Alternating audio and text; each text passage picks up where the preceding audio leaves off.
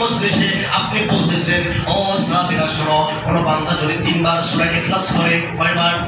3 বার যদি কোন ইখলাস সূরা যদি কোন বান্দা পড়ে, আল্লাহ তাআলা রব্বুল আলামিন 30 পারা কোরআন শরীফ খতম করার সব তার আমলনামায় দেওয়া হয়। বলেন সুবহানাল্লাহ।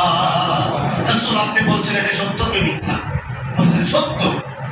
যে ব্যক্তি একবার সূরা ইখলাস পড়বে, কুল হুয়াল্লাহু আহাদ আল্লাহুস সামাদ লাম ইয়ালিদ ওয়া লাম ইউলাদ ওয়া লাম ইয়াকুল লাহু কুফুয়ান আহাদ, 10 বার সব। বলুন সুবহানাল্লাহ। 10 বার সব আমরা পেয়েছি সবাই। কত হয়েছে দেখেন? 2 বার বললে 20 বার, 3 বার বললে কয় বার? 30 বার। আর 10 বার কোন বান্দা যদি সূরা ইখলাস পড়ে, আল্লাহ রাসূল সাল্লাল্লাহু আলাইহি সাল্লাম বলেছেন ওই বান্দার নামে জান্নাতের ভিতরে একটা ঘর বানানো হয়। বলেন সুবহানাল্লাহ। সূরা ইখলাসের এত গুরুত্ব মর্যাদা বুঝতে হবে। সূরা ইখলাসের তাফসীর করলে তখন বুঝতে হবে নদীতে যাওয়া। আল্লাহ রাসূল বললেন 1 নম্বর, এই সাহাবী 1 নম্বর তো পাশে কি করেছে উত্তীর্ণ হয়ে যায়। 2 নম্বর, তুমি যে নফল ইবাদত করলো না, আল্লাহ রাসূল সাল্লাল্লাহু আলাইহি সাল্লামকে ওই সাহাবী বললেন, ও পয়গম্বর, আপনি বহু সময় জায়গায় মনে করে দেখেন, আপনি বলতেছিলেন যে বান্দা, যে ব্যক্তি ইশারের নামাজ জামাতের সহিত পড়বে আর ফজরের নামাজ জামাতের সহিত পড়বে, ওই বান্দা সারাটি রাত ঘুমালেও নফল ইবাদতের সওয়াব পাবে। বলেন সুবহানাল্লাহ। দুইটাই উত্তীর্ণ হয়েছে কি হয় না? 3 নম্বর কি? রোজা। বলে রোজা রাখতে মনে আছে? রোজা রাখার তো কোনো আলামত দেখলাম না। তখন বলল, ও পয়গম্বর, আল্লাহ রাসূল সাল্লাল্লাহু আলাইহি সাল্লাম আপনি বলেছেন বনি আদমকে আল্লাহ একই 10 গুণ সব দেন। সুবহানাল্লাহ বলবেন না? একটি রোজাতে 10 গুণ মানে 10টি রোজার সব। 20টি কত হচ্ছে? 10 করে দেখেন 30টায় 300 দিনের সব। সুবহানাল্লাহ বলবেন না? 30 দিনের রোজা হলো 300 দিনের সব। সুবহানাল্লাহ। আর 365 দিনে হলো 1 বছর।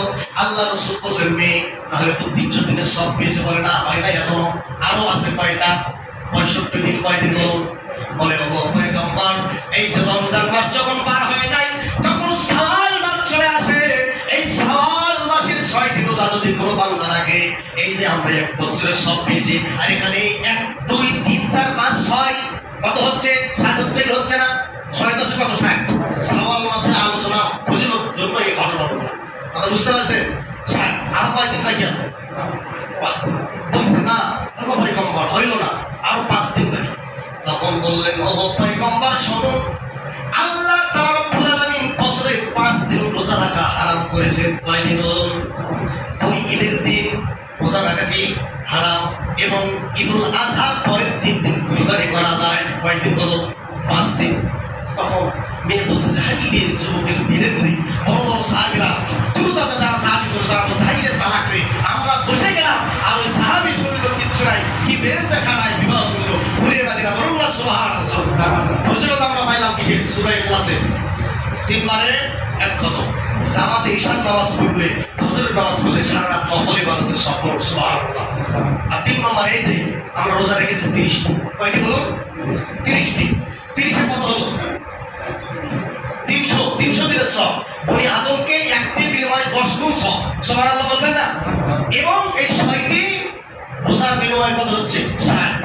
360। আর 5 দিন রোজা রাখা কি হারাম। তাহলে আমরা পুরো বছরের সব আমার আমলনামায়, আপনার আমলনামায় আল্লাহ দিবেন। বলুন সুবহানাল্লাহ।